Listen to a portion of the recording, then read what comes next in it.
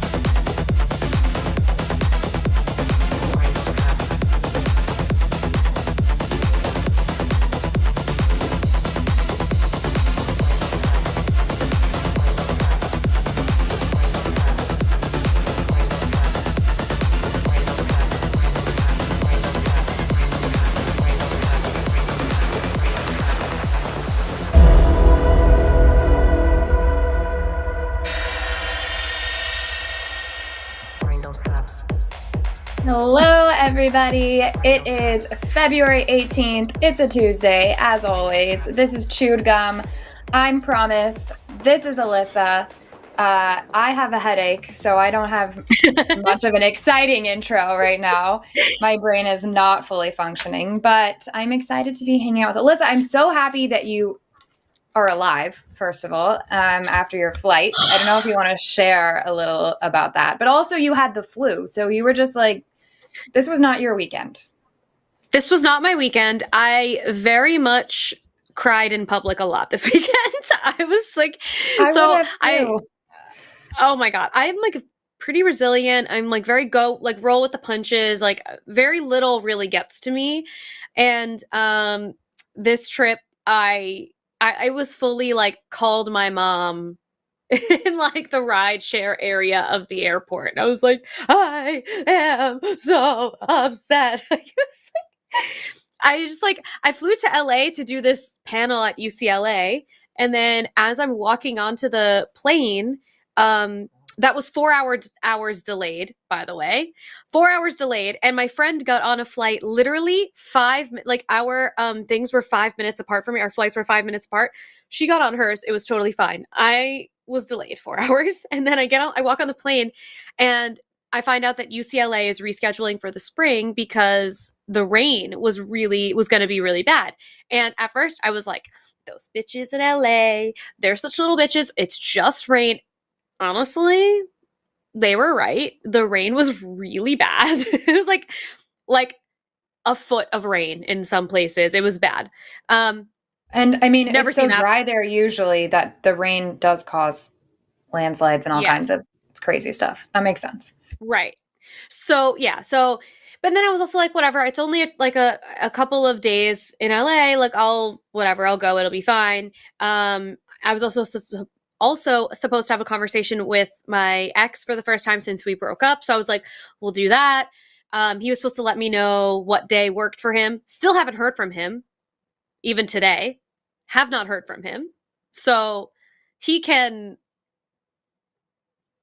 I didn't know this detail. So now... Oh, yes. Now I'm in a mood about it.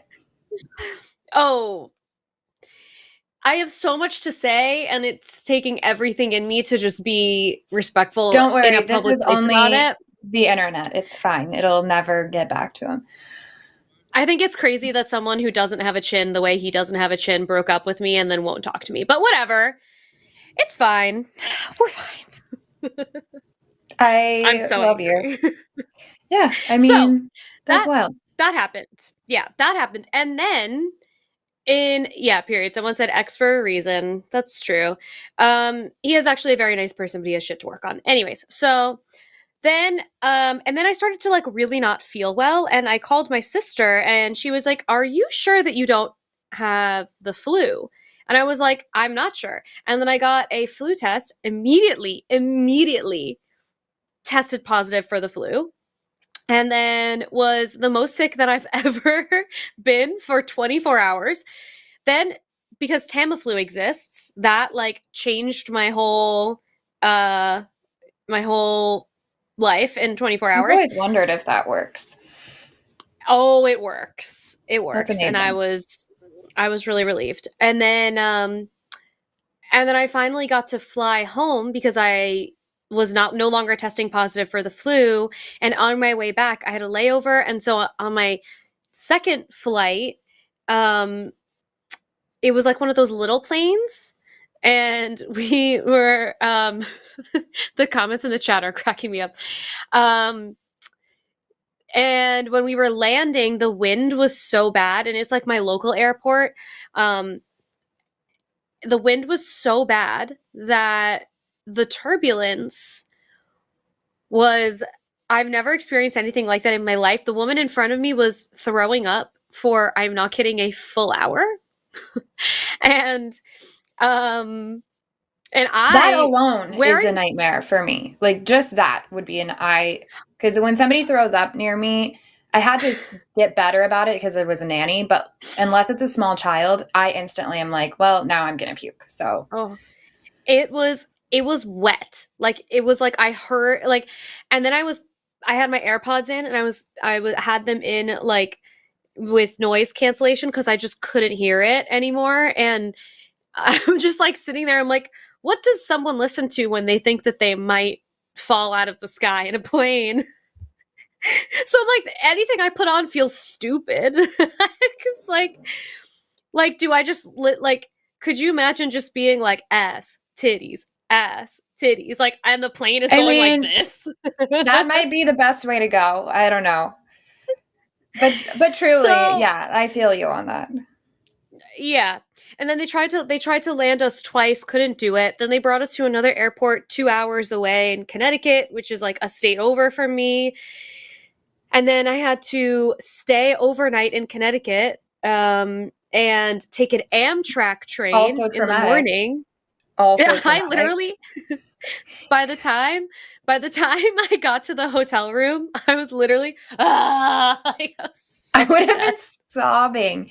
You had the worst weekend I've heard of in a long time. Oh, It's dude, pretty it was unfortunate. just That was so a series of unfortunate. unfortunate events. It Oh, really that's was. It really terrible. was. But we made it back and it's fine. I'm It's a so good sorry. story. You're Maybe here. actually our super chat for today, $5 or more, our super chats, I think our prompt can be what song would you listen to if you That's thought your plane great. might crash? I can't wait for this. That's going to be amazing. I love it. Like it was crazy. What did you do this weekend? What did I do this weekend? Jimmy and I did a Cus I Wanna, which was mostly me hanging out while he Mm, debated some people, and um, it was mostly like infuriating conversations to listen to, of course. And meanwhile, I'm yeah. just sitting there looking at the weather report, which was saying that tornado weather was headed my way, and I was just like, not because I'm terrified of storms and tornadoes. So I was just like, seriously, like this is what I have to look forward to. No. So there was that, and then the next day, we were supposed to go to this Valentine haunted house thing, and then a dinner Oh. after. And I hate being scared. I don't like it. I don't like horror stuff. I don't like scary movies. I'm not into it. It's Mm. not my vibe. And I Mhm. spent the whole day just like, I don't want to do this. I don't want to do this. Then I was like, you know what? I have freaking free will. I can say, I'm not going to this part. I'll meet you guys at the dinner after. So my lovely Yeah. husband dropped me off at a local dive bar that I found. It was Oh. it was just like there, and it was very divey, which I love. And then there was the Mhm. best live music because it's in Nashville, of course, and they were doing a benefit for the LA fire. And so I was like, Love this it. is phenomenal. So I just sat there and had a drink and enjoyed amazing live music and then went to the dinner part. So that was nice. I That's basically said no. beautiful. I said no to a lot of things this weekend. I'm It was so proud great. of you because that's something I think the year 2025 is going to be the year of promise learning how to say no to things. The year of me attempting to learn how to say no to things. Yeah. But I mean, I did say Yeah. no. So that's a win. Small win. We'll take it. That is a Yeah. win. Alyssa knows my problem. It is a struggle. But A win's a anyways, all win. that being said, I love the super chat thing. $5 or more. We will read those at the end of the show. Go ahead and get your calls in now because I don't know how long my headache will let me last. We probably won't go for like 3 hours like last time. Yeah. But 720-619-2288. And we already have some callers. And the one I was waiting for and looking forward to is on the line. Are you down for us to go ahead and take this first call? Yeah, let's do it. Okay, let's talk to Will. Hello, Will. How are you? Hi. Doing all right. How you guys doing? Sorry to hear you got a headache. Thank you. It's okay. Yeah, it's like a sinus thing. So it's like, I don't know if I can call it a headache. It's like my whole, like my eye keeps watering and my ear hurts really bad. It's a really fun thing. Those really are the worst. Yeah, they are. I know why you're calling. How's our competition? Can I fill everybody in on on everything? Also, are you okay with them knowing your screen name in the chat? I always forget if you're okay with it. Okay, this is Monkey a Typewriter. We're all big fans. And last week, Alyssa was schooling us on affirmations, which she has schooled me on like a month or two ago, and I still hadn't done it. And so I told Will that if Will would come up with his affirmations, then I would do mine and like do the Post-it note thing. So I'm assuming you're calling to fill us all in on where we're at with that. Accountability. I totally didn't do it. I just didn't at all. No. Did you really not? Well. No, I'm absolutely kidding. I totally did. Yay! How did it go? I was going to be really happy that you didn't because then that would mean I win the competition because I did it as well. I came up with my 6 ones and I have them here. One of them has fallen. They keep falling over and over again, but I don't know. Tell me how you feel about it because I felt, there it falls again. I felt like, I don't know how to explain how I felt writing them out. Kind of silly. What about you? Yeah. It was definitely weird. And like, I kind of like writing them out was okay for me. But it was like actually trying to like say them back to myself was like almost like physically uncomfortable. You know? That's what like, that's what it is. It's like internal cringe. Yeah. And for me so like without oversharing too much, I've got like very bad self-loathing problems.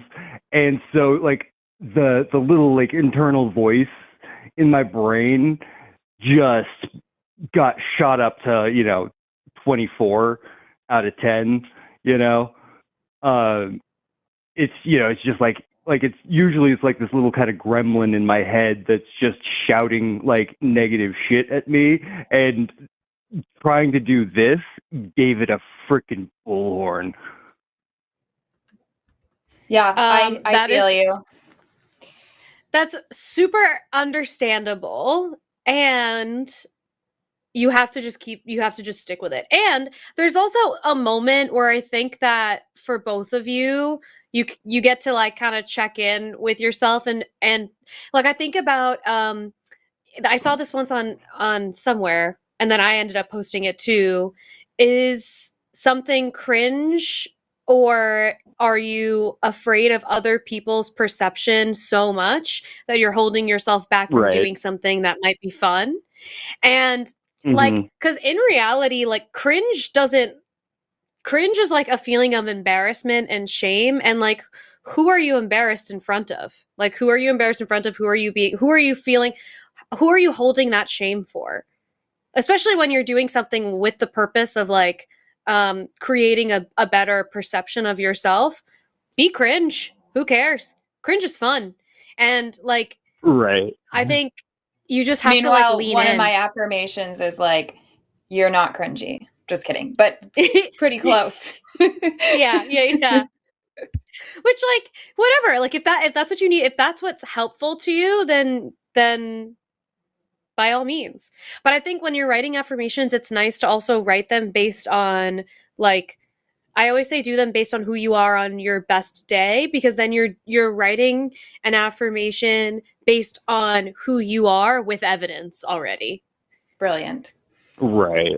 I love that. You know? Will, did it help you at all to know? Because I literally was thinking every time I was feeling that cringe, I was like, at least I know that somebody else in the universe is probably, if he's competitive as I am, he's also doing this and also feeling uncomfortable. Because that honestly helped me. Number one, I was like, well, I have to do this because I know Will's going to call and I'm going to be on, having to talk about this. But also, I was like, okay, we'll both go through the cringe together. Did that help at all? I think it legitimately was the only thing that got me through it. Like, it's the only reason I did this, Will. Yeah. Like, I totally would have flaked on it, but I was like, no, because I have to be able to, like, I'm going to go in a chat and people are going to ask, and I'm going to be like, no, I bugged off because I don't think Alyssa's smart enough to know what she's doing. And, I wasn't going to do that. I feel you. Yeah, the peer pressure was like it was that I feel like there's a positive version of peer pressure, and this was it. I fully agree. Yeah, I know. Well, now I want to tell other people in the chat, like, find an affirmation buddy to guilt you into to doing this, because I actually am glad now. Like, now I'm like, you know what? I actually do want this to be a thing that I try out and give a chance to. Well, and that was like the thing Alyssa was saying was like, that that internal cringe is like maybe indicating that you're finding something, like that was the feeling I was getting. Like after the first 3 or 4 days, like it still sucks, but like I'm definitely like seeing the pattern, and like I'm definitely seeing the mechanics of like my thing working, because I'm definitely aware now of this like massive like self-hate gremlin that I've got like on my shoulder, and that makes me I've always said this thing, like you're everything in your life, you can either understand it or you can be subject to it. But so like I may not ever get rid of it, but if I understand it, I can deal with it, Yeah. Yeah, you can't change things you can't see. You can't change things that you can't see. And even I was having this conversation with a coaching client earlier today, that when things feel annoying, frustrating, or like there's resistance, that's something to look at. Like that means you're having whether you want to or not, you're having an emotional reaction to something that is as neutral as saying something nice to yourself. And like not being able to be half as kind to yourself as you are to everyone else. Like we would never say the things that we say to ourselves about ourselves to literally anyone else. And we just like insist on being awful. And then when we try to be nice, we're like, this is so cringe. And like that is something to look at, like when you really like lay it all out. But you can't fix things if you can't see them. So I think it's a good process. You learn new things. More information is always helpful. Yeah. Well, and I mean, like, partly like the stuff I did come up, because I only came up with like, I got 4 that I felt really good. Like I went through a bunch that like I threw out because I was like, that's not really like core, and I came up with 4 that are like really core to my like personhood. And like, I feel like that's a really good like focusing tool, Yeah. And like a lot of it's stuff I would have known already, but some of it's not. And that's it, I don't know. It's very interesting. And yeah, I totally recommend it. And the accountability buddy thing, like, honest to God, I think this is partly why like group therapies work. We wouldn't be talking right now if it weren't for us shaming each other into doing this, to be totally exactly.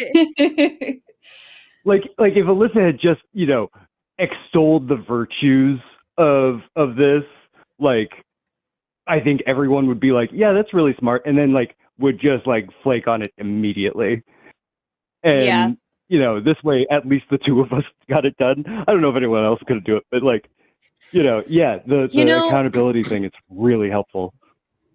It is. And it's helpful to find people who are able to do that with you, but it's also a really interesting exercise too to learn how to find that within yourself. Like, there's when you are breaking these, like creating these promises for yourself and then you fall through on them, there's a moment where you could take a step back, and there are people who say the way you do one thing is the way you do everything. And so if this is something that you said you were going to do and then you're like, nah, I just don't want to do that, where else do you do that in your life?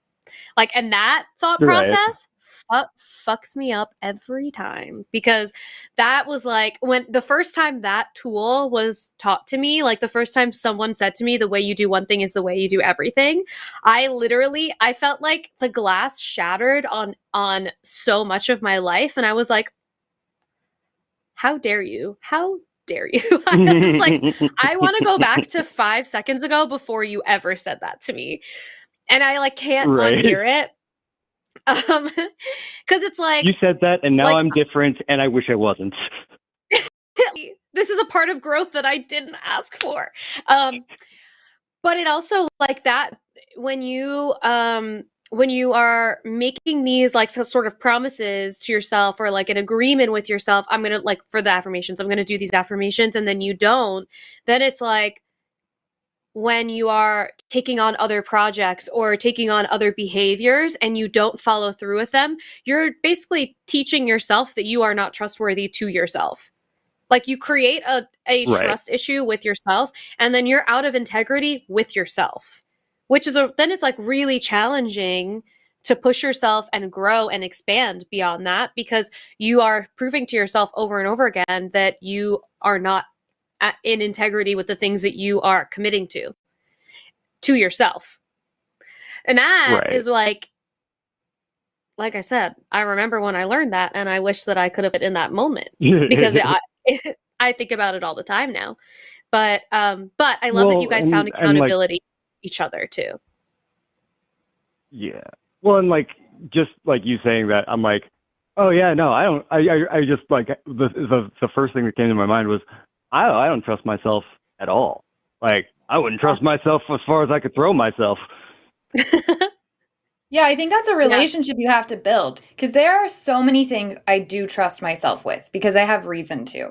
And I've worked hard on those things. I mean, I think But doing something like this is what I don't trust myself on. Something that will pretty much only benefit me, that no one else will even know if I'm doing or not. And it's like, it feels very self-gratuitous. Like, I can't, I'm not going to trust that I'm going to follow through on something like that. You know what I mean? When I can't think of like a very pragmatic reason to do it. So I think, to go along with what Alyssa's saying, it's a relationship I have to work on building with myself so that I can trust myself to decide to do things like that, to grow, just to do it. Not because Will is going to call and embarrass me on the line in front of everybody else. I mean, but I'm not there yet, clearly. If it's helpful. Yeah. I mean, I'm happy to provide that service. But, yeah, like, I think you're totally right. Because, like, I think I'm trustworthy. Like, I know I'm trustworthy to other people. Like, if somebody asks me if I'm a trustworthy person, like, to my friends, or if you ask one of my friends, I think they pretty much universally say, yeah, I trust him, But, yeah, I really don't think I trust myself. And, like, so just real quick, like, I quit smoking almost a year ago at this point. Congrats. And, like, thank you. But I honestly think that, like, that was a big thing that kept me smoking, for instance, was just like every time because, you try to quit like a million times, right? And every time you break, it's like, well, fuck it, what do I care? And it's basically that thing that Alyssa's saying. It's that, I'm breaking the promise to myself and proving to myself that I'm not trustworthy, and, doing it with like poison. Yeah. Makes sense. Totally makes sense. So interesting.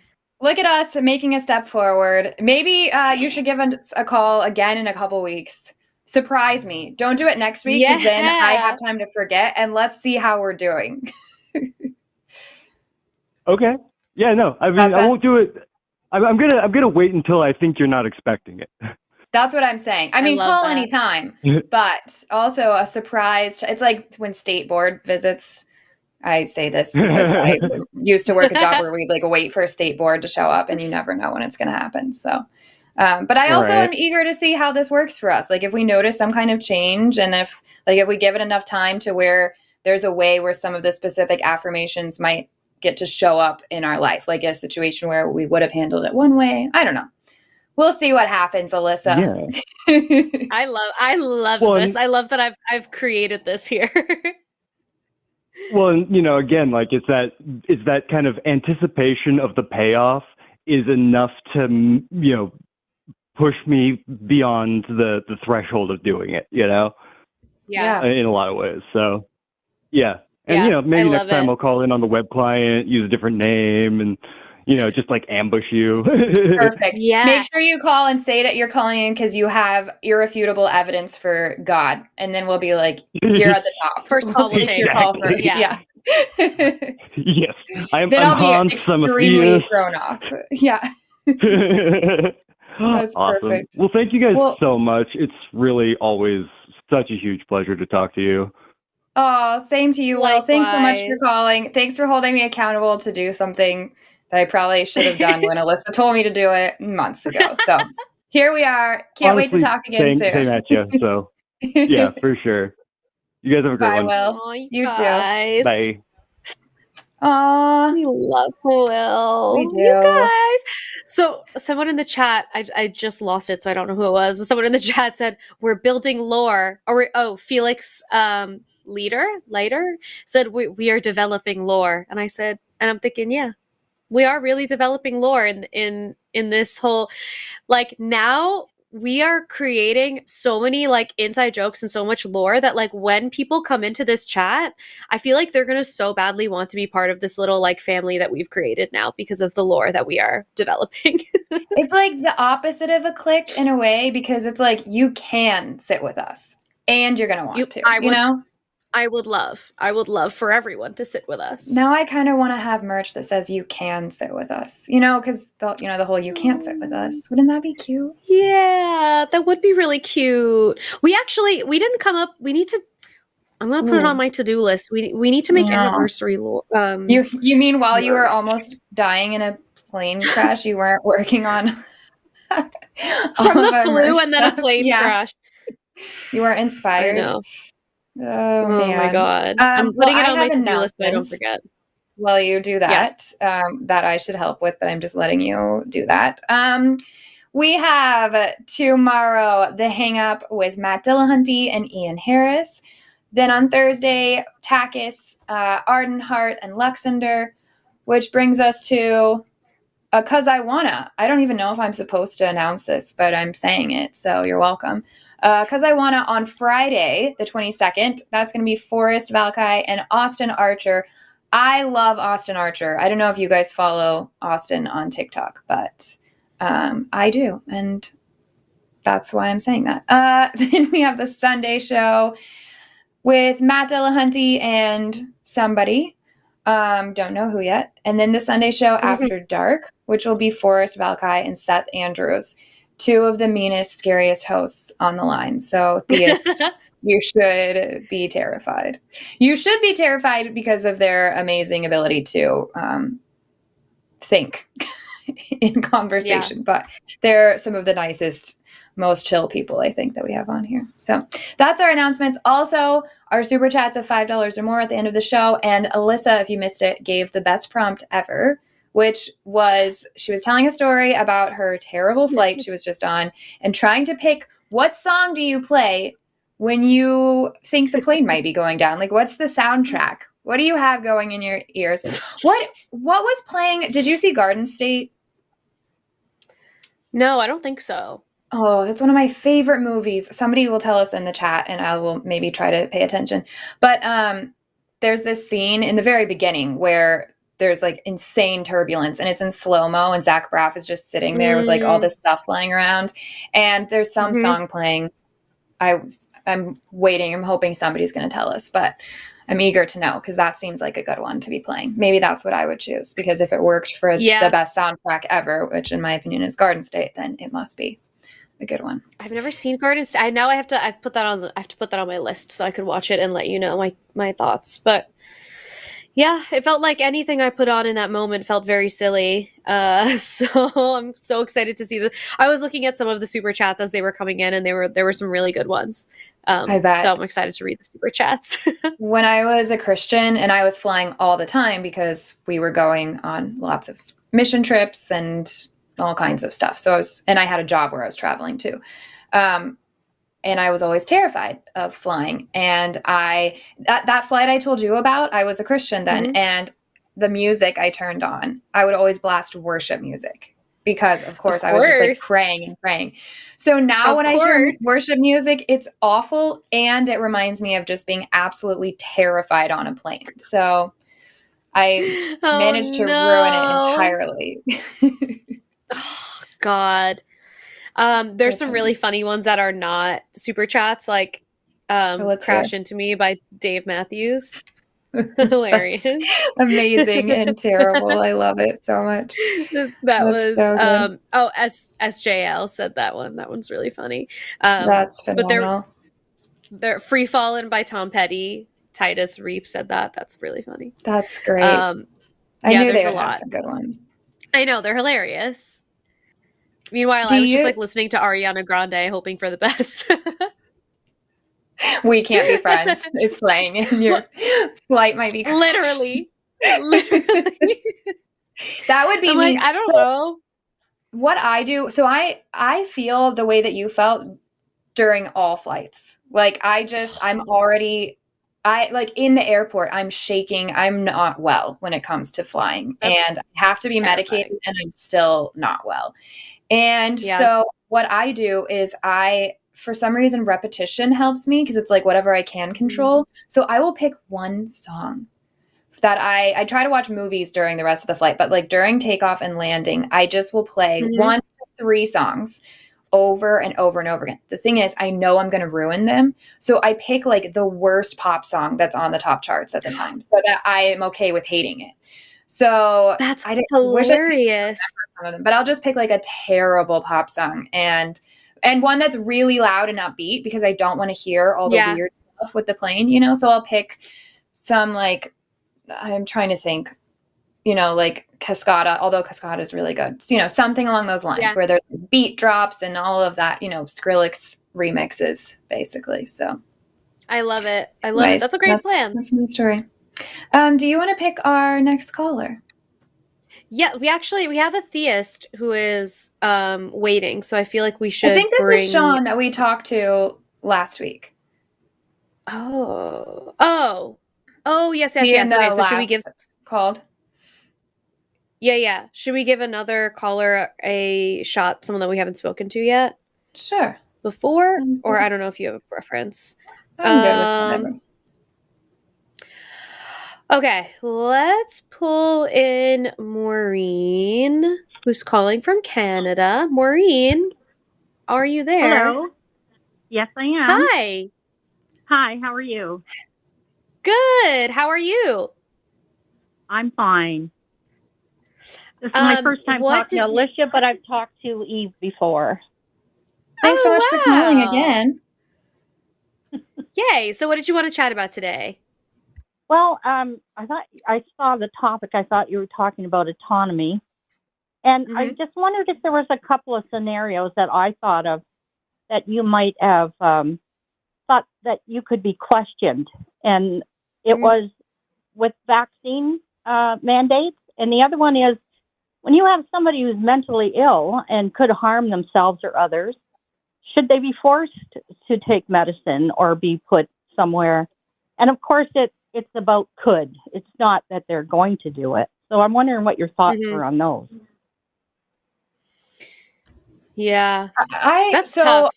I feel like my answer might be a bit controversial. I'm okay with it because it's not one that I hold that strongly. But I don't think that we should mandate vaccinations, which we don't. I think they should be heavily encouraged. I'm all for school systems requiring them. I'm all for creating a world that's going to be significantly easier for you if you have been vaccinated with, like basic vaccinations. I am not one of those that I got the COVID vaccination. I got all my stuff. My boss at the time, I was a nanny, and she was a doctor. And so because of that, I was one of the first to get the COVID vaccination when it was available. And I'm grateful for that. And so it's not that I'm advocating against these. I just am not advocating for the enforcement of people having. I still think bodily autonomy matters when it's informed. I do think people need to be informed and all of that. As far as the other thing where you said somebody who's struggling with mental illness, if they have been ruled to be able to make decisions for themselves, because we do have methods of that, then they get to make those decisions for themselves. However, they are going to suffer the consequences just like anybody else if they act out in a way that harms others. So I think generally we have systems in place, obviously, that need to be better, but to attempt to address those things. But there are people that, yes, they have decision-making abilities of, let's say, a child. And I think in those cases, that's great when the parents come in and can help with those decisions about medication and all of that. I don't know if that answers your questions. It's kind of nuanced. Yeah, I agree with you on the mandate things. I think the mental health one, I guess I was questioning that because there was that incident a while back about the man that was killed. He was mentally ill, and the other guy took him down and ended up killing him. And it turned out he had been in the system several times, and you just couldn't do anything for him. He had the ability to say no. He didn't want medication. And, it's terrible that it turned out that way, that, he was, I don't know if he was harassing somebody, but what happened. But it's like you feel bad when you figure out, like, what could you have done in that case? How good are the systems, when they don't. Yeah, I don't think the systems are perfect at all. But I think the solution is fixing the systems, not forcing, not like legally mandating that people have this medication. I do think that if the systems provided proper care for people, it would allow them to make better decisions for themselves because they want to, because they can, because they have consistent routine. They have a consistent place to sleep. They have consistent food. They're not freaking out about paying their bills. I think when we alleviate some of those basic needs that humans have, we're able to put more bandwidth into other decisions that we have to make, like medication. When we have a healthcare system that actually cares about educating people and helping them instead of, having these advertisements on TV that are illegal over in Europe saying, you should try this drug, you should try this one, you should try this, then I think there are countries that are doing a good job at this. So I think that it is attainable. Now, do I think it's attainable in the next 4 years? I don't know what is going to happen. But in general, I do think there are solutions for that. But I think that's a great thing to bring up. Like, where does bodily autonomy not become the priority anymore? Or what are the exceptions? Where's the nuance? Alyssa, what are your thoughts on all of this? What I've been thinking about a lot in this conversation is like conservatorships, because around the time that Britney Spears was having like the legal situation, I had a very close friend of mine who should have been in a conservatorship. He's now since passed, and had he been granted a conservatorship and had someone close to him actually be able to care for him and make those decisions for him, I think he would still be here.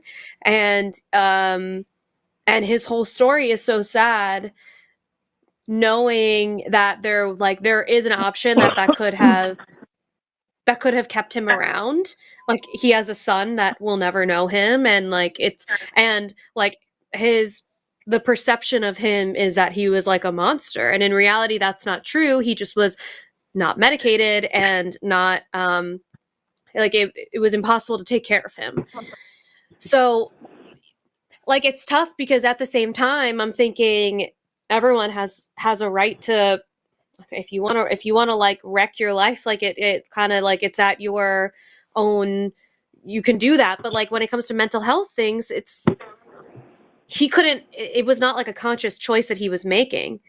He couldn't see the forest through the trees or whatever it is. So anyway, and then when I was at the same time, we were learning about all the Britney Spears stuff and how horrible her experience was with conservatorship, which, like, we only know what we know. Who even knows the truth of that whole situation? But from our perception, it was interesting too. And I don't want to like get too in the weeds of like what conservatorship is, but it was interesting because this was a person who was, my friend was a person who was like publicly crashing out, publicly, like very obviously having mental health issues, like on drugs, having welfare, or I think it's welfare checks, being called on his house every single day. And we could not get a conservatorship for him. It was impossible. And then we had Britney Spears, who had this conservatorship kind of forced on her, and then saying that it was not appropriate and not ethical. So I don't know. It's like, it's a weird thing because the minute that you start to offer something like a conservatorship, it feels like it gets very messy very quickly. And you have to be putting a lot of trust into both the system and into whoever it is who's leading the conservatorship. So I think this is kind of hitting on what you guys were saying. It's if the system were more trustworthy, then I think that it would be great. It would be great to have like some sort of like guardrails for people who need support, because not everybody is going to have, support that works for them that they can just accept freely. Yeah, I agree with you there. I think the systems, don't do enough to help.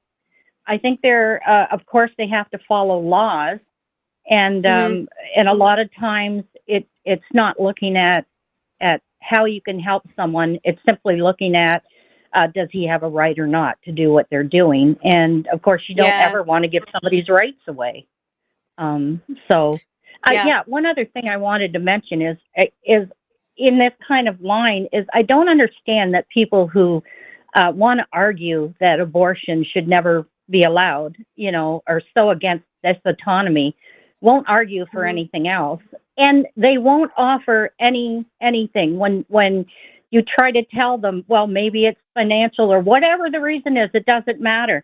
They never want to offer it. Like, why don't you offer free, let the girl go on the pill when she turns, 13 or whatever, up to 25, or offer them free health care through the pregnancy and offer them pay everything. No, don't want to do that.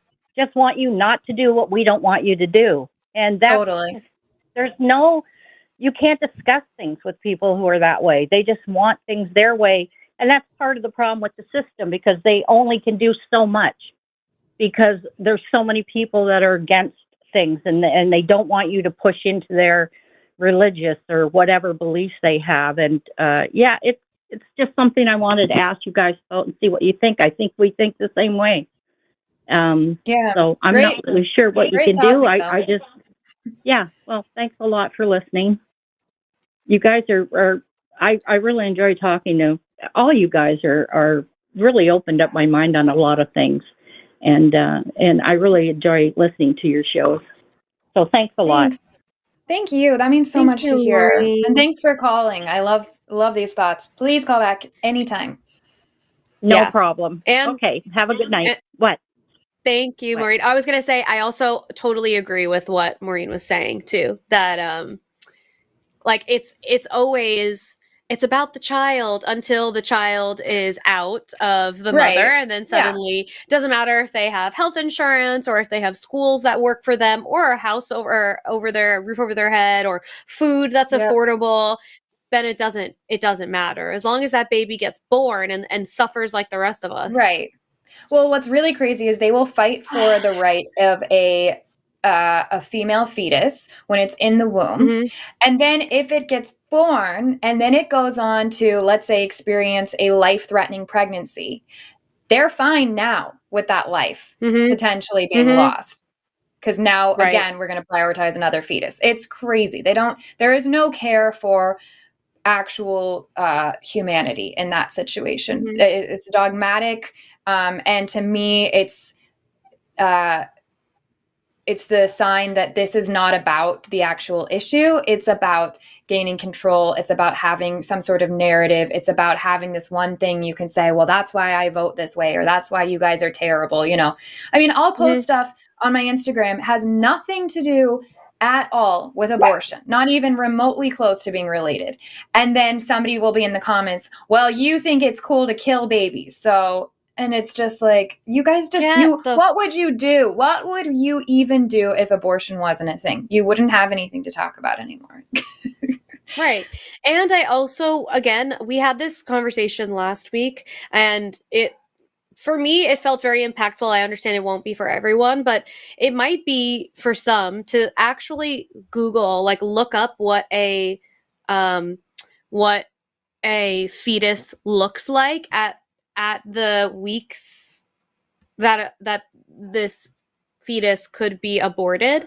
I promise you, it's not a baby. Like, it's not a baby. It's the size of a raspberry. So, like, it's just the narrative that you're even killing a baby. It just is it feels so manipulative and so dishonest. And then they obviously don't and care if you once ask this them, is born.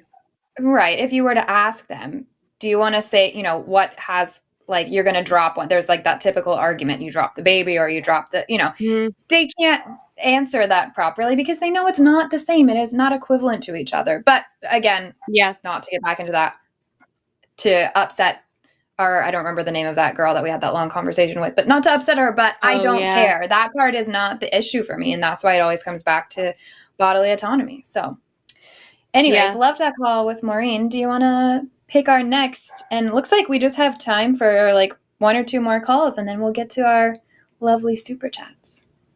Okay. I don't know. Do you have a preference? I'm good with anything. I can barely like read the screen because my head is throbbing. So looking at the like black and white for some reason and the font is not doing well. I trust you. Okay, let's pull Gabriel in. Gabriel, you are live. Can you hear us? Yes, I can hear you. How are you, girl? We are good. How are you? Oh, I'm fine. I have a little entorse.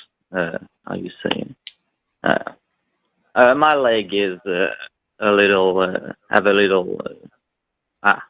Sorry, I'm struggling to find a word in English. But okay. I have a problem with my leg right now, but it should be fine. So sorry. Oh, okay. Well, yeah. I hope it'll be okay. So, what did you want to talk about today? So I had this little quandary that I have. It's regarding my girlfriend that, she's like apolitical. Like she read the news and stay informed on like what's going on and everything concerning, I guess, women's rights and LGBTQ rights as well, and all of that. But when it comes to, I guess, organizing or doing something more productive, like sometimes I do in other subjects as well. Like I try to encourage her to do that as well, but like she stays apolitical and doesn't do much more than that. And so I would like to know if you have some tips about how to get people to actually do something about stuff happening. I love this question. So basically, like, how can you get her to understand the importance of being involved and like actually want to be involved? And it's a tough thing because I think the position you're in now is you basically have to demonstrate the importance, I think. Like really have like show her how important it is to actually physically be there. And has she ever joined you for any sort of like activism, like any marches, No. any of that stuff? Because I wonder if you took her with you one time and you explained to her, hey, like this is something that's really impactful for me. I would love if you came one time. If you hate it, you don't have to come back. But a lot of the time, I think when people experience that, the impact of wanting to stand up for your fellow man and for like being with each other, standing with each other is really powerful. So I wonder if you took her with you one time. You told her, let's give it a shot. If you really hate it, you don't have to do it again, and you have to be genuine and authentic when if you position it that way. But and I would imagine that she probably will understand the importance of doing that from experiencing it. Promise, do you have any thoughts? Mine is a little different. I think it's important also to note that we all show up very differently in life and how we show our care for something. And so it might just be that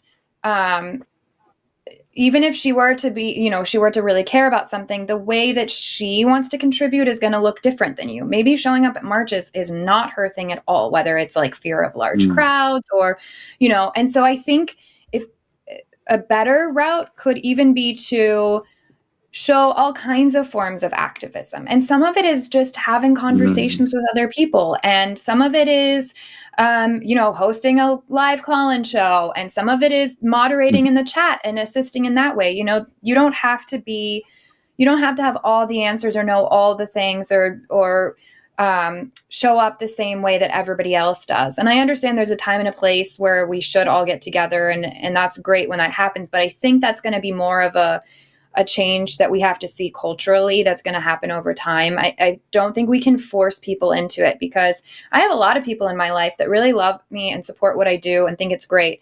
And they're not activists in the way that I am. However, the way that they show up in my life makes it possible for me to do what I do. And in which case I think of them as an activist in their own way because they're helping somebody else do something that they couldn't do on their own. So I also think it's important to remember that people can show up differently, and that's okay too, because it would be easy for me to sit around and judge everybody who's not willing to do what I'm doing. But also it's easy for me to not do that because I know all that it takes and I know what it entails. And I know that also some of it is ridiculous and some people are way better at other things. And I'd rather have them put their effort into that. I don't know if that answers your question fully, but that's another angle I would give it is asking, maybe ask her, how do you show up in life when you really care about something? Like, what does it look like when something really holds value to you? Like what if there was an issue that she was willing to get really active about, what would that issue be and how would she show up? And then maybe you guys can work together on finding ways to be passionate about things. But also not everybody can be passionate about the same things. There are so many issues in this world and so many things we need people to care about. So it might even be helping her find her niche of what it is that she cares about. Maybe it isn't, maybe it's not women's rights. Maybe it's, I'm trying to think of another example. Maybe it's something more specific, like being pro-choice, or maybe it's not something very specific. Maybe it's just human rights activism in general. Maybe there's other things there too. So. Well, yeah, I guess it all revolves around communicating,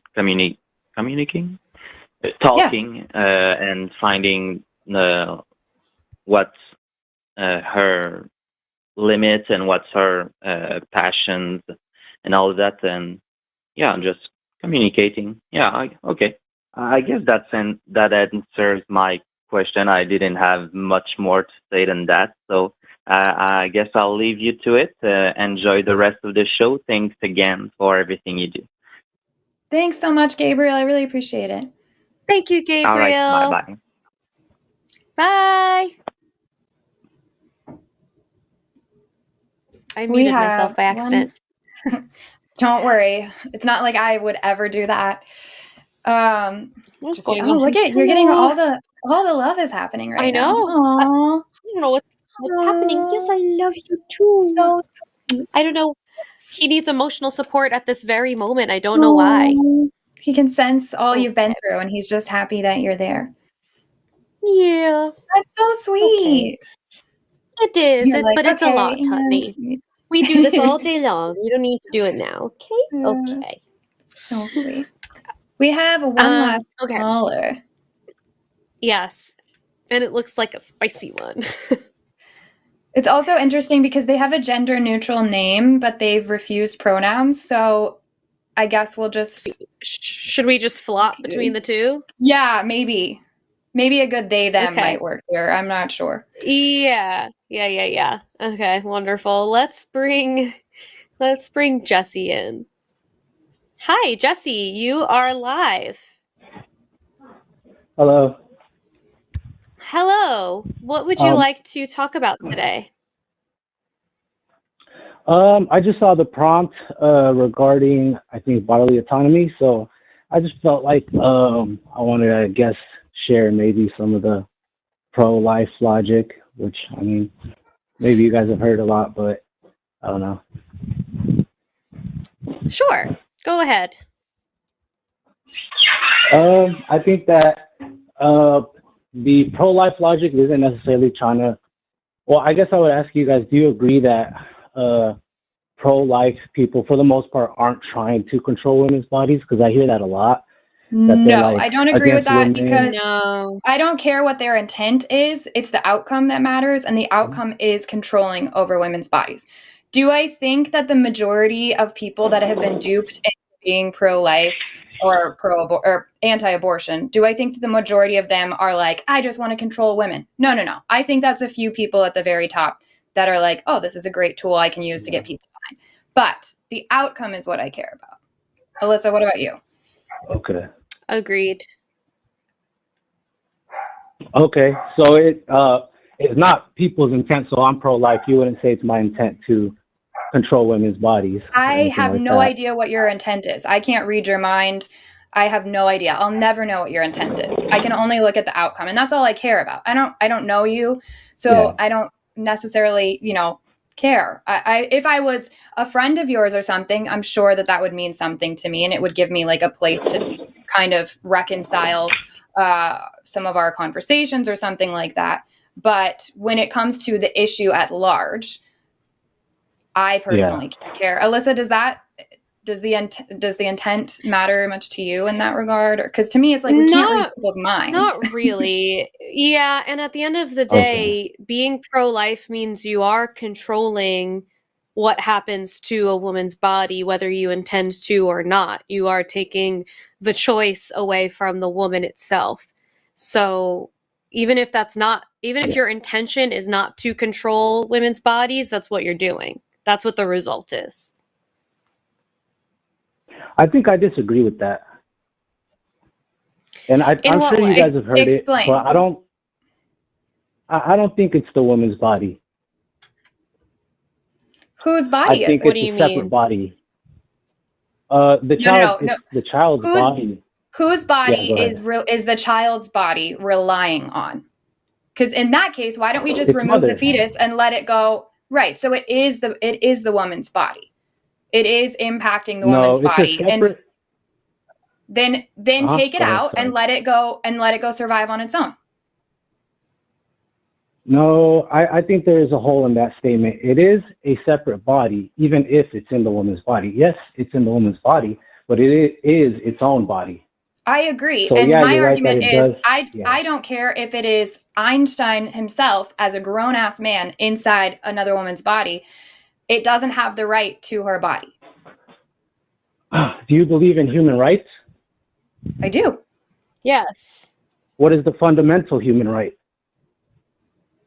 I don't think there is a fundamental human right. There's the fundamental human right is the right to life.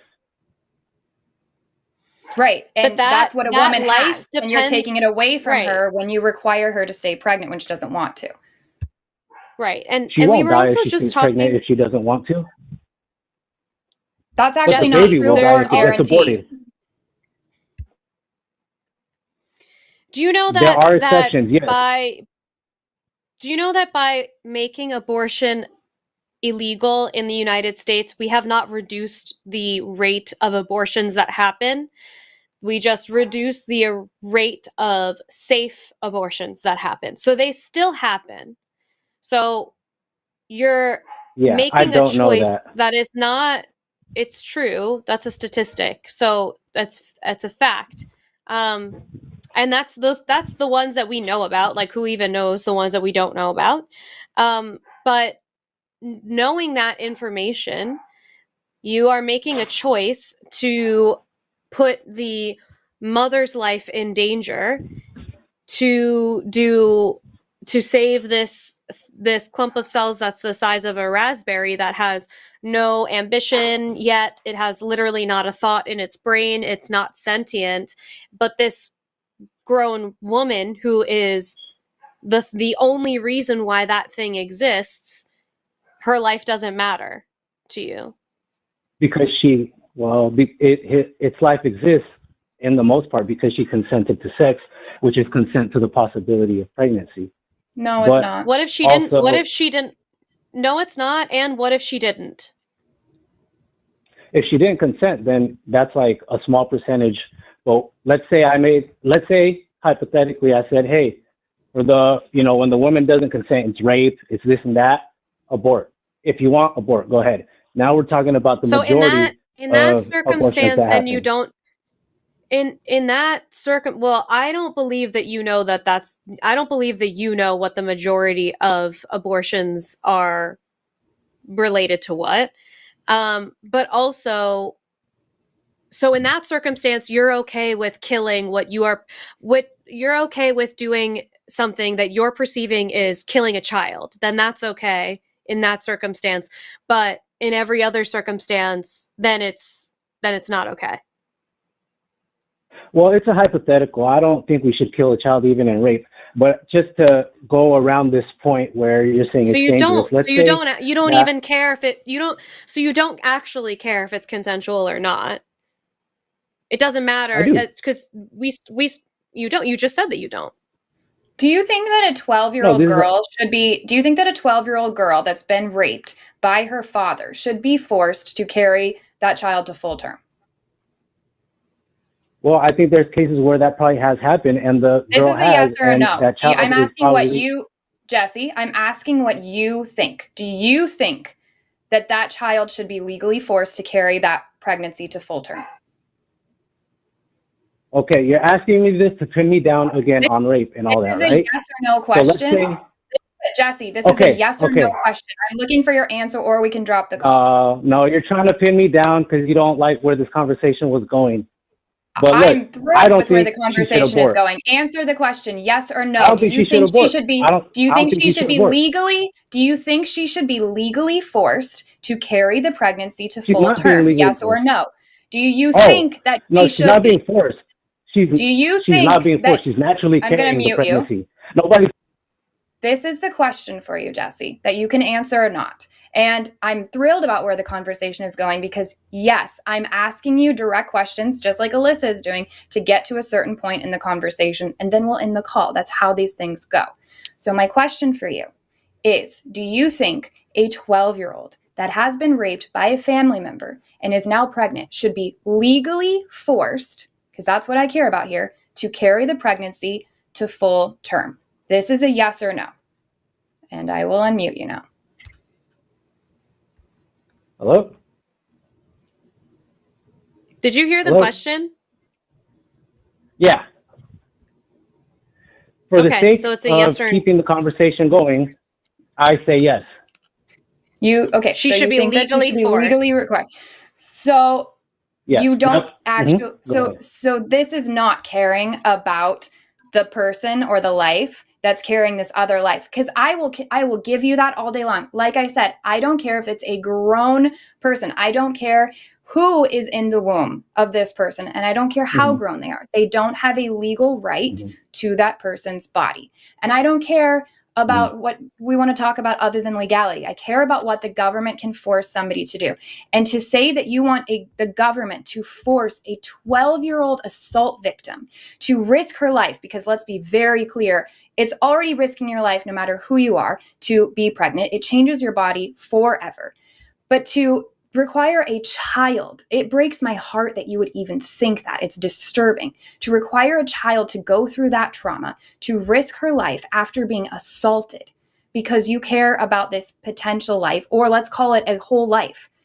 I am shocked that people are still making that argument, and I almost don't even want to continue the call because it's so far on the disturbing side and not even in a reasonable place to have a debate. I'm going to leave it there Jesse, for now. Alyssa? Do you have children? Yeah, I do. Do you have daughters? Yeah. How old are they? Now, I just want to know, am I going to get the chance to ask you guys questions? We'll decide that. What was that? We Okay, can that's it. decide You guys that. can decide. But I just want the listener to know that you guys are controlling the conversation. So at That least is 100% it's our true. show. That's Yeah. 100% Jesse, true. here's the You thing. chose Okay. to call our show. It's also Yeah, Jesse, that's fine. here's the I just thing. want listeners to know. Okay. Thank you They so much know. for Yes, I have educating daughters. the listeners when anybody knows that. Trust me, they know. And also, Well- Jesse, here's the thing. If your logic was airtight, we could ask you a million questions and it wouldn't matter. It wouldn't make you look like an asshole. But because the point that you're making is gross. So no matter if you are It's driving just funny the that you would conversation mute or me we're driving and then the say I'm an question. asshole. I muted Because him. it's our show, and so did I. You can't talk over me over and over again. This is not your show, so you don't get to control the conversation, Jesse, you gorgeous woman, because you won't give us any pronouns. So you have daughters. So, and just to be clear again, you called into our show, so we get to dictate how this conversation goes. If you had an airtight conversation and you were being respectful in your debate, that would be one thing. Instead, you've decided to get incredibly defensive because you're upset that we're making you look like an asshole. But I'm sorry, that's because the answers to your questions are disgusting. So that's just kind of the way that it is. I'm going to unmute you now, and I'm almost positive that when I do, you're going to be like, am I unmuted? Am I unmuted? Because you're going to, I'm sure, have been talking through the entire duration of this. And then you're going to, after that, tell me that you do respect women, I'm sure. But Jesse, you beautiful woman, you are unmuted. I do respect women. Thank you. Okay. It doesn't feel like you do, because you would force not only a woman but a child to have a baby. Why would you do that? So if your daughter came home and she said that, Jesse, your father raped her and now she's pregnant and this was going to wreck her entire life and her mental health, and she probably wouldn't survive that. Mental health wise or physically, she wouldn't survive it. You would say what to her? I would say the child doesn't pay for the sins of the father. So, and yet you're which literally child are you referring to? And yet you're literally requiring. Which child are you referring to? Which child are you referring to? The one that would lose its life. Yours? The one that would lose its life. You don't know which one, because you don't know that your daughter might not lose. That could be your daughter. That could be your daughter. Can I ask you a question? Sure. Do you think it's impossible for humans to go through traumatic events and not survive? Nope, because here we both Do you think are. that somebody who's been raped as a child has carried that child to term and still thrived, and the child thrived? Yes, that does happen. It also happens where they die or where they have mental health issues the rest of their life. And I think that the woman should have the chance to make the choice for herself on what level of risk she is willing to sign up for. You don't think that. You think that the government should decide that she has to risk the chance of death, of mental health issues, of whatever it may be. You don't think she should have a say in that, and that's disgusting. Jesse, I don't think No, I you would strike not me tell as a somebody to person. die to have a child. Sorry, go ahead. But that's Go ahead, what you're sorry. that's what you're implying though. Like that's what you're implying. If your daughter was coming to you in shambles, in tears because this was happening to her, you're telling me you would look at her in her face and say, "I care more about this unborn potential of a life than I do about your life as my daughter. I don't even know that child and I care about that child more than I care about you, my daughter." Where I've spent That's years the with beautiful. you, growing, raising who you are, and Thank you. creating a Yeah. future for you. And I care more about a child that I don't know and could ruin your life so much so that you don't make it out of this experience. But I care more about that unborn child than I care about you. If my dad said that to me, I would never, ever, ever look at him ever again. That would be the end of that relationship. Because you're actively telling your daughter that you just like don't care about her. Yeah, thank you for sharing that scenario where you're right. I raised my daughter and we talked about morals. And the good thing about being a father is you teach your kid morals and she would value that life inside of her. That's the most loving thing to do. Here's the thing, Jesse. You as a man and as a they them, I assume, because you're not specifying. So you as a man, it's so unfathomable to me that you have the fucking gall to call in and have the opinion that you do. I would love for your wife to call. Actually, God, I hope you're divorced. I hope you don't have a woman in your life, because I would love for the mother of your child to be able to share her thoughts on you speaking this way and knowing full well that you would risk your daughter's life. Like that is so disturbing. How Like, am I I don't even risking know her how life? because pregnancy is an extremely risky. Yeah. It's Can I if say you something? ever Oh, sorry, go ahead. if you ever had the opportunity to look at the side effects of pregnancy, it's horrifying, and no one would ever do it. So you Yes, that's what you women talking want to about hear. pregnancy. I mean, Pregnancy is I horrifying. don't really care if you want to hear it or you don't. It's the fucking truth. And you don't want to accept that because you are a man and it's easier for you to just be like, la la la, I just have to jizz into my wife or whoever, according to you. And it doesn't matter. They have to have this child. Because that's all you If pregnancy is that horrifying, then hey, if it's that horrifying, be abstinent. Because pregnancy is so horrifying. If it's that horrifying, then go get a vasectomy. Like Alyssa suggested the last time we talked to a caller, we should mandate vasectomies because the number one cause of abortions is an uncircumcised, what do you call it when there's not a vasectomy, Alyssa? Unvasectomied? Unclipped. Sure, an unclipped, that's what I was going for. An unclipped person that has now is actually what it is. Your vas There deferens. We go. I knew you would have the thing for it. So let's do that. Let's mandate that all men have to go get that because then we would prevent all abortions. Yes. Why can't we do that, Jesse?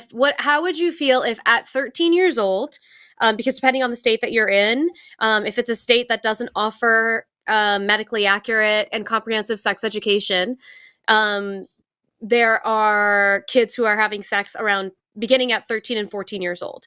So if at 13 years old, the government mandated that you had to get a vasectomy if you have a penis, what are your thoughts on that? And then it would be reversed when you're ready to have a child. Well, that's interesting. What are your thoughts? It's a good take.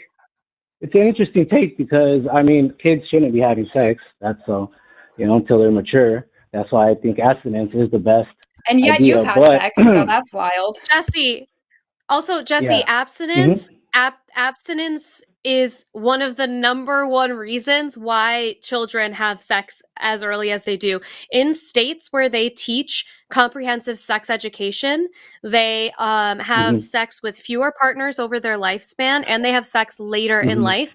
States that teach abstinence only have the highest rate of teen pregnancy in the country, and they have sex at much younger age, just so you know. But so you would be in favor.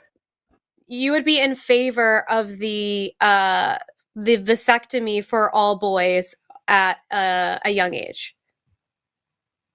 No, I wouldn't. Oh, why not? Why not? Because you can't just do a surgical procedure on boys. What? That's crazy. Okay, so a surgical procedure on women is totally fine because a lot of times you need that when you have a pregnancy, if somebody needs a C-section. So you're fine forcing that on women, but you're not okay forcing that on men. And also, a vasectomy is an outpatient. Vasectomy is an outpatient procedure.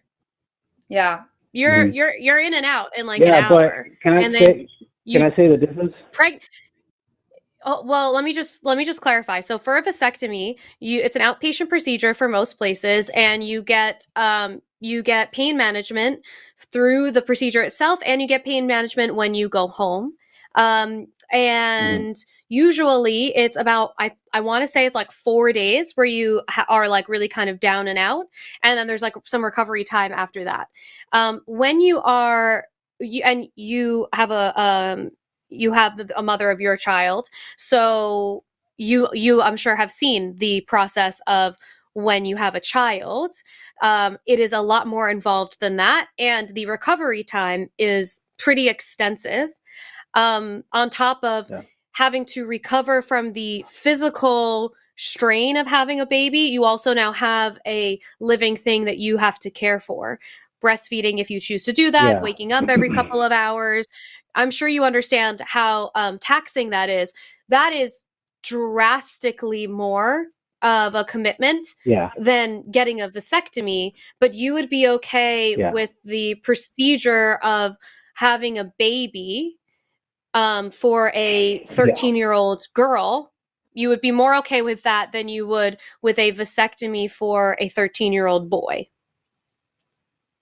I think your analogy is closer to forcing girls to go on birth control. She asked you a question, and I'm really interested in you. She asked you a question, Jesse, and I'm interested in you actually answering that one instead of saying what you think about the question. That was my question. I'm interested in you answer. No, I'm interested in you actually answering it. Like, would you be more okay with a 13-year-old girl being forced to carry a pregnancy and give birth and all the risks that it entails versus a 13-year-old boy getting a vasectomy? Neither of them get the choice.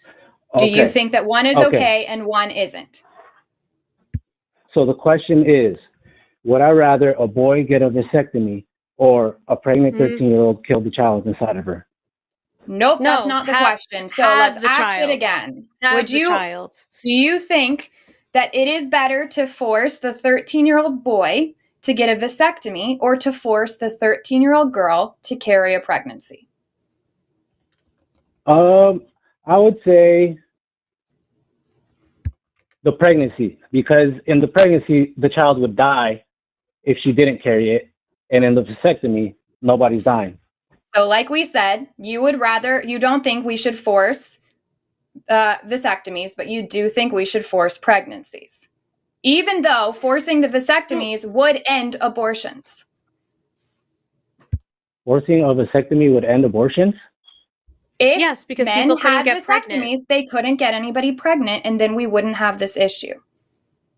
They could still get a girl pregnant and they'll break up, and then the girl can regret it and get an abortion. No, a vasectomy. If they have a vasectomy, they cannot get someone pregnant.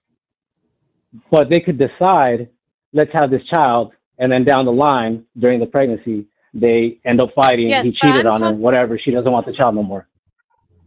I'm talking about, would you, but you're not staying on topic. Right. And how often is that going to happen versus the amount of there's so many pregnancies that wouldn't happen because you're not going to have teenagers going and consenting. Yes, let's start a family. That's not happening. They're having sex because they want to have sex, not because they want to have kids. So if they have vasectomies, then we're not having unwanted pregnancies. So why do you think it's okay to mandate one thing on somebody's body and not the other? Yeah. You still haven't answered But that I'm not question. mandating pregnancy. What is your problem? So you are mandated by being pro-life. Yes, you are. You are by being pro-life. Yes, you are. How?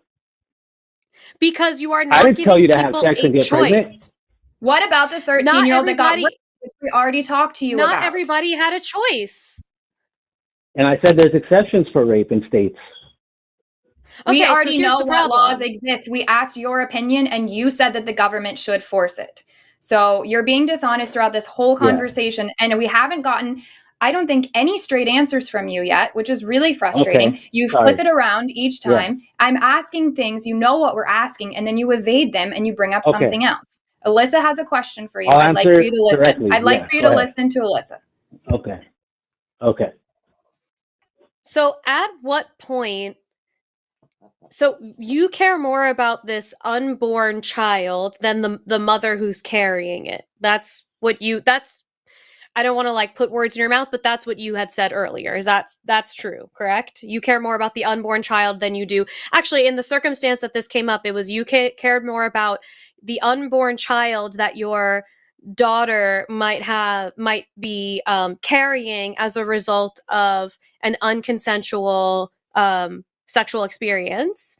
You care more about the unborn child than you care about your daughter.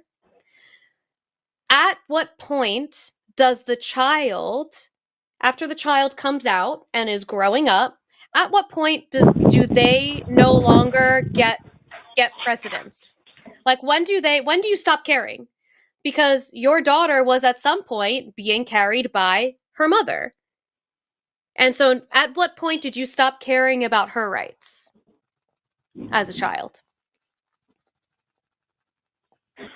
And I was just going to ask also, if I answer your questions, do I get to go on a little, maybe Probably a minute not. or two to speak? Or Probably not. Can you just answer? Probably not.